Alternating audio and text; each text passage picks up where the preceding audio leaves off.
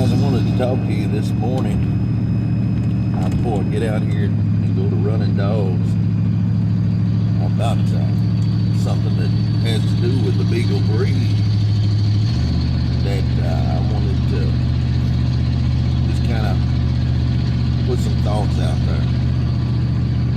Over the years, we have been really fortunate to have some guys that were just great houndsmen in the Beagle gun dog movement. And when I say guys that are great houndsmen, I'm thinking about guys like Gary Brown, and guys like Richard Sawyer, and guys like Mr. Larry Dunn down in Tennessee, and a whole lot of other guys, Chester Berry, Cliff Rankin. Guys who have really helped the Beagle breed progress along the way and really brought us back from the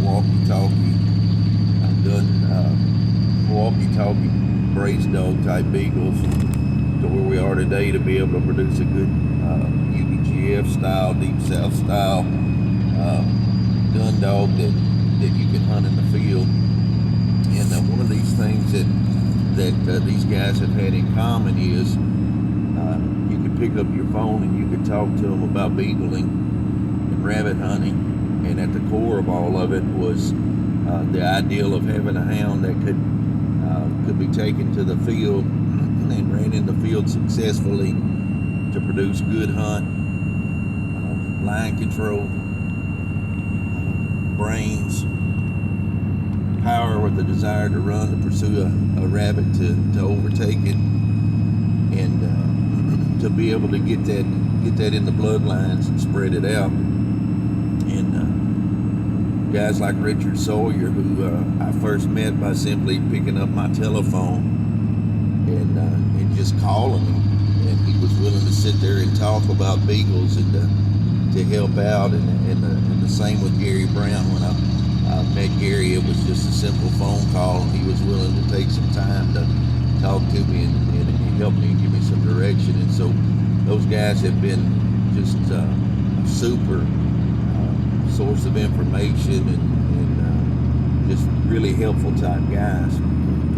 Another thing that was in common with all those guys that I've mentioned, or at least the ones that I've personally known in that group, is you could pick up your telephone, and if you hit a top gun dog female, whether or not she had been field trialed or not, you could call them and you could say, "Hey, I've got a female over here that's my top gun dog, and I'm trying to produce better pups than what I've got in her, or at least as good." And you could tell them the type of hound you had, what the strengths, what the weaknesses were, and they were willing to allow you to use their stud dogs to help better the Beagle breed and better your pack.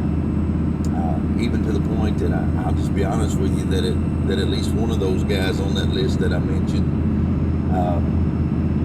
when I called him over the phone and spoke with him, told him what I was trying to do, allowed me to bring one of my females over, and he said, "If you're willing to drive the 250 miles to get here with a brucellosis test, then I'll bring you bring your female and we'll breed her to my field champion male, and I won't charge you anything," which I would have gladly paid the stud fee.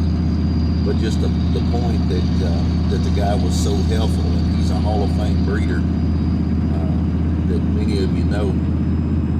And so one of the things that I'm seeing now, that I've run into now, and I don't make any bones about it, I've told this many times before, that I work a job that causes me to have to work every week over the weekend. So I never get a Friday, never get a Saturday, never get a Sunday off. It's been that way for decades. So that keeps me out of the trialing arena. But my days off during the week, you'll notice I always get on here, and they're always weekdays. My days off during the week are the first part of the week. So one of the problems that that we're seeing in our area is that we have some top stud dogs that are producers, and I've had this problem as well. Pick up the phone, call people, try to use a stud dog across the country, and I'm willing to drive, and I'm willing to pay, and a lot of these other guys here are too, to better the Beagle breed, better our packs. But to pick up a telephone and to call a guy, talk to him, only to hear on the other end, we're not willing to breed any of our males to anything that's not a field trial dog, not a field champion dog, or we're not willing to breed out at all. And I certainly understand that everybody owns their own dogs, and I certainly understand that in the minds of some people, they're taking a risk with health issues, bringing dogs in to try to breed. But at the same time, what I'm constantly hearing out there from guys that I know that are field trialing, not all of them, but several of them that are field trialing, is we're in this to better the breed. We're in this to better the breed. And here's the thought that comes to my mind: if we're really in this to better the breed of beagles, then what sense does it make if you've got a top producing male that's proven time and time again that he'll cross on just about any bloodline and better it? What sense does it make for you to lock that dog up in a kennel on your farm, on your complex, whatever you run out of, and say that we're not going to use this dog on anything but our dogs because we're trying to better the Beagle breed? It doesn't hold water. Now, I understand that some of the guys would say, hey, we want our pups to go to trials. I understand that. Put a lot of effort, a lot of work in those pups. And it's certainly a decision that every man has to make for himself. I understand that there are people out there that want their studs to be bred to top quality females. I understand that. I won't breed my males, even though I'm not a trialer. I won't breed my males to just any female that somebody brings. They're going to be a top gun dog. However, it would seem that the easiest and the most true measuring stick of what a hound is not to put it in a closed circuit environment to test that hound, but rather to see it on the ground in a real-time live field operation under the gun, or in a scenario that very closely matches that. So I just want to kind of put that out there and make that plea. If we are all in this to better the gun dog breed, and I hope we are,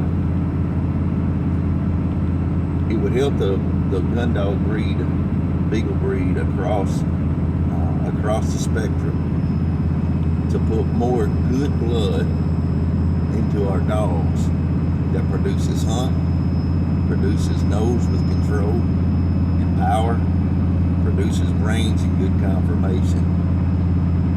We're not doing the Beagle breed any favors when we refuse to cross over out of our kennel and use our stud dogs only for ourselves and not use them in a way to help the entire breed. So, not trying to be critical of anybody. That's just some thoughts that I picked up watching some of the chatter going back and forth on some of the Beagle pages. And I want to personally thank some guys that have helped me out while I've got you on here. Richard Stallings, your local guy, great guy. He taught me, helped teach me about hounds as a kid and growing up. Jimmy Stewart Sr., again, great guy. Brother Jimmy helped us learn about hounds when we were growing up, starting out in coon hounds. Hats off to those guys. Had some family members that ran Beagles and taught us about Beagles. Hats off to those guys. Mr. Richard Sawyer, always been great. Talk to him, get advice. Buy a young dog, buy a pup, use a stud hound. Great guy. helped me out. Mr. Cliff Rankin, guy that I just basically pulled his phone number out of a book one day and called him. Great guy. Been able to buy some nice hounds from him. Been able to use top stud dogs that he's had. Helped me out, Mr. Gary Brown again. Same type of deals.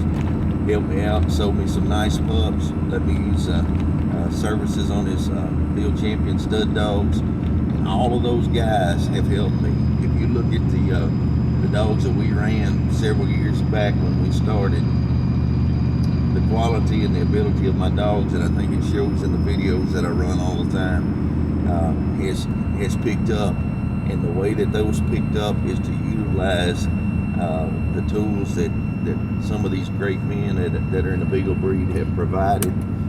Ricky Brooks, another guy that has allowed us to use his field champion male that throws great pups, and that's been a big help. So our dogs have progressively gotten better because we've been able to reach outside, even though we had a core breed that we were using, even though we had core dogs of our own that we were using, that when we identified a need for an outcross, bring in other traits, these guys have been invaluable to us to help us produce better dogs. And so I challenge you guys out there, give it some thought. If you want to help the Beagle breed, open up the genetics by sharing some of your stud dogs that have been closed off, and charging the stud fees, not asking anybody to give anything away for free. Charge the stud fees, give the opportunities to the guys who have good females. If you're not comfortable with taking them at what they're saying about their females, have them bring the females over. Let them run the dogs, watch the dogs run, and spread those genetics around, and I think it'll benefit us all. That's just one man's take. Hope y'all have a blessed day. I'm gonna cut this thing off. I got some puppies I'm trying to get started, so we're gonna kick them loose and see what happens this morning. God bless you.